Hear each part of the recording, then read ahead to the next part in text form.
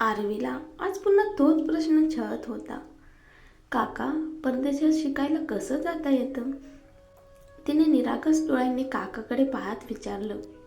हरी काका थोडा थबकला. चेहऱ्यावर क्षणभर विचित्र भाव उमटले.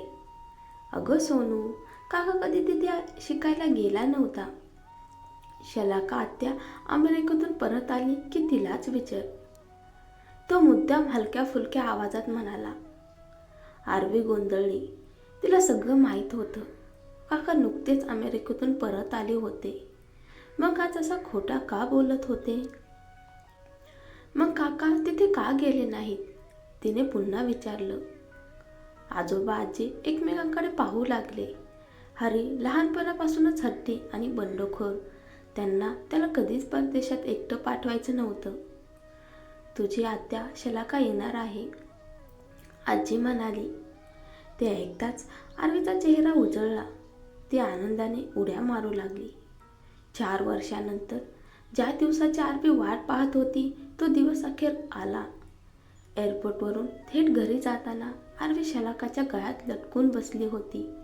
आत्तू, एवढ्या वर्षात घरी का नाही आलीस? तिचा बालिश प्रश्न.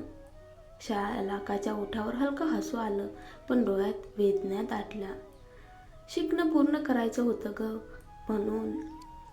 लक्झरी कारच्या काचेतून बाहेर पाहताना तिच्या डोळ्यासमोर एक चेहरा तरळून गेला.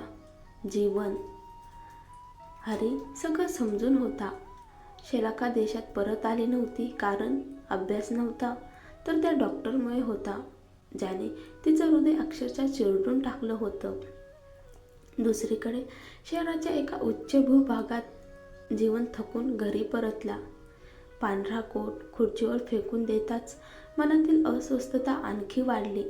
तो शलाकाचा विचार थांबवू शकत नव्हता. ती सौंदर्यामुळे आकर्षक नव्हती, तर तिच्या उपस्थितीने आयुष्याला रंग येत होते.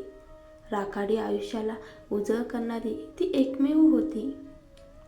देशमुख वाड्यात शलाका घरी पोहोचतात थेट आपल्या आवडत्या पलंगावर आडवी झाली. हरी आणि आरवी तिला सोडून गेले होते.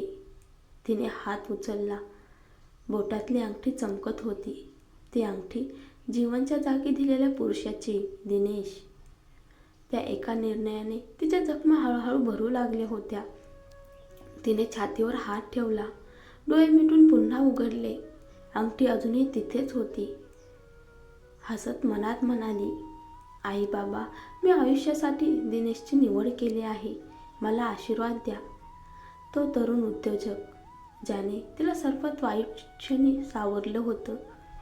आरवी जन्मल्यानंतरच शलाकाने परदेशात जाण्याचा निर्णय घेतला होता. माधुरी देशमुखनेही तो निर्णय पाठिंबा दिला होता. कारण एकच, शलाकाच्या मनातून रुद्रचं नाव पुसून टाकायचं. पण जीवनवर विश्वास ठेवणं हाच तिचा सगळ्यात मोठा अपराध ठरला. हॉस्पिटलमध्ये जीवन आपल्या आईजवळ बसून होता.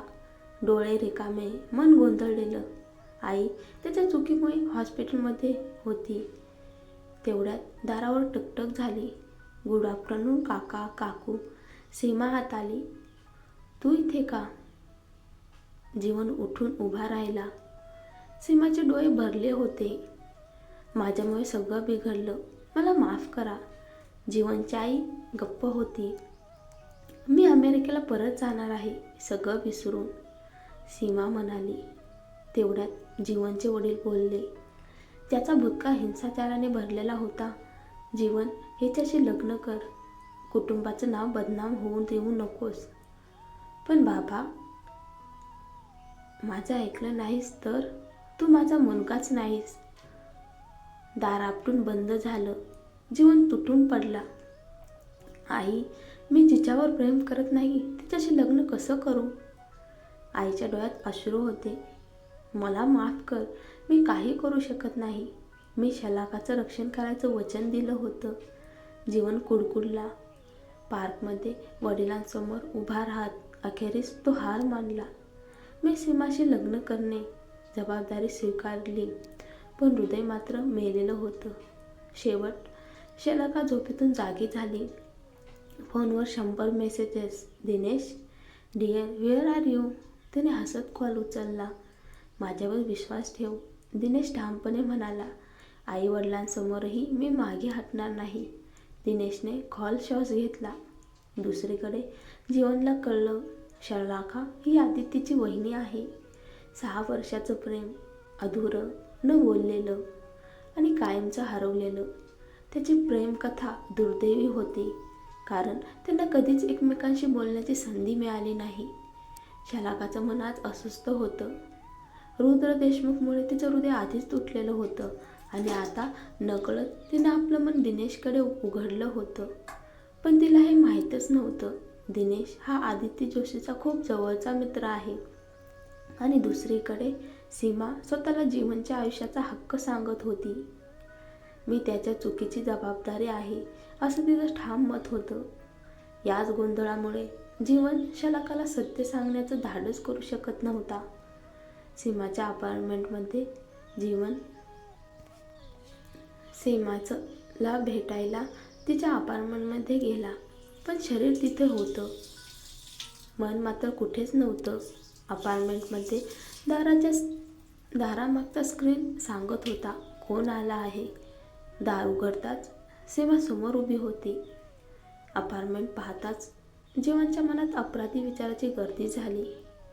मी इथे आलोच नसतो तर ही चूक झालीच नसती आणि मला दुसऱ्याशी लग्न करावं लागलं नसतं. काय झालं जीवन? सीमाचा प्रश्न त्याला भानावर आणणार होता. ये आत, ती म्हणाली. जड मनाने तो आत गेला. लक्झरी सोफ्यावर बसला. समोर भिंतीवर मोठा टीव्ही, पण डोळ्यांना काहीच दिसत नव्हतं. मी जबाबदारी स्वीकारायचं ठरवलं आहे, जीवन खोल श्वास घेत म्हणाला. राग तुमच्यावर काढायला नको होता, सॉरी. सीमाच्या चेहऱ्यावर उत्साह झळकला. तिच्या मनात तर आधीच अमेरिकेला जाण्याची तयारी होती. आपण लग्न करू, जीवन पुढे म्हणाला. कोणताही मोठा समारंभ नाही, फक्त धार्मिक पद्धतीने. सीमा थबकली, पण जीवन त्याच्या नजरेत निर्णय ठाम होता. शब्द न बोलताही सगळं सांगून गेली. ठीक आहे, सीमा म्हणाली. लग्न कधी? परवा, जीवन ठामपणे म्हणाला. तो उठला. तू तयारी कर, मला माझं मन तयार करायचं आहे. तो निघून गेला. पावलं ठाम होती, पण नजर पोकळ. गाडी चालवतानाही त्याचं लक्ष रस्त्यावर नव्हतंच. शलाका तयार होत होती. आरशात वारंवार पाहत होती. लाल लिपस्टिक, हलकासा ब्लश. ती आज खूपच उठून दिसत होती. दारावर टकटक झाली. भाऊ टी व्ही समोर उठला. अरे जीवन, तो थोडा आश्चर्याने म्हणाला. शलाकाला भेटायचं आहे, जीवन शांतपणे म्हणाला. अरे थेट मुद्द्यावर गेला. ती आत आहे. तो आत गेला. दार उघडच होतं. ताई, जीवन आलाय, हरी म्हणताच शलाकाचा चेहरा बदलला. जीवन, ती खात्री करून विचारात म्हणाली. कारण आज तिला दिनेशला भेटायचं होतं. तरीही ती बैठक खोलीत आली. जीवन समोर बसलेला, डोळे खाली, हात एकमेकात घट्ट गुंफलेले. जीवन, काय झालं? ती विचारात म्हणाली. तो तिच्याकडे पाहत राहिला. थोड्या मेकअपमध्येही ती सुंदरच होती. शलाका, मी परवा लग्न करतोय सीमाशी. ते शब्द त्याच्या छातीत घुसले. मी जबाबदारी घेतोय, तो पुढे म्हणाला. पण मी तुला विसरू शकलो नाही, तुझ्यासाठी लढूही शकलो नाही. डोळ्यातून अश्रू ओघळले. शलाका गप्प होती. तीही दोषी होती, कारण तीही दिनेशसोबत खेळत होती मनाने. जर तू मला थांबवायला सांगशील, जीवन अचानक म्हणाला, तर मी देश सोडून जाईन तुला घेऊन. शलाकाने घाईघाईनं अश्रू पुसले. नको, ती ठामपणे म्हणाली. माझ्यासाठी जबाबदारीपासून पळ काढू नकोस. हे आदित्यमुळे आहे का? तो विचारतो. नाही, ती स्पष्ट म्हणाली. आपण प्रौढ आहोत, योग्य अयोग्य ठरवायला शिकलं पाहिजे. तो कोसळला. पुरुष असूनही तिच्यासमोर रडायला लाजला नाही. मग मला लग्न करायला सांगतेस? तो शेवटचा प्रश्न. हो, ती शांतपणे म्हणाली. तीही या चुकीमुळे तुटलेली असेल. मी लग्नाला बोलावतोय, नाही आलीस तर समजेल तू अजूनही मला धरून ठेवतेस. एक सत्य सांगू? शलाकाने खोल श्वास घेतला. माझं मन बदललंय. दिनेश माझ्या आयुष्यात आलाय. माणसाचं मन बदलतं, तुझंही बदलेल. जीवन हादरला. दिनेशने तुला दुखावलं तर? तो पुटपुटला. तेव्हा मला वाचवायला येऊ नकोस, ती म्हणाली. मला कोणालाही दुखवायचं नाही, ना तुला ना दिनेशला. जीवन उठला. बाहेर पडताना त्याला खात्री होती, एक होकार मिळाला असता तर तो सगळं सोडून पळाला असता. काही वेळाने दिनेश दार न वाजवता आत आला. Hi darling. शलाकाने लगेच स्वतःला सावरलं. तिचे डोळे सुजलेले पाहून दिनेश घाबरला. तू रडलीस? जीवन आला होता, ती म्हणाली. दिनेशचं मन क्षणभर थांबलं. तो तिचा चुलत भाऊ होता आणि तिचा भूतकाळही. तो परवा लग्न करतोय, शलाकाने सांगितलं. मला बोलावले.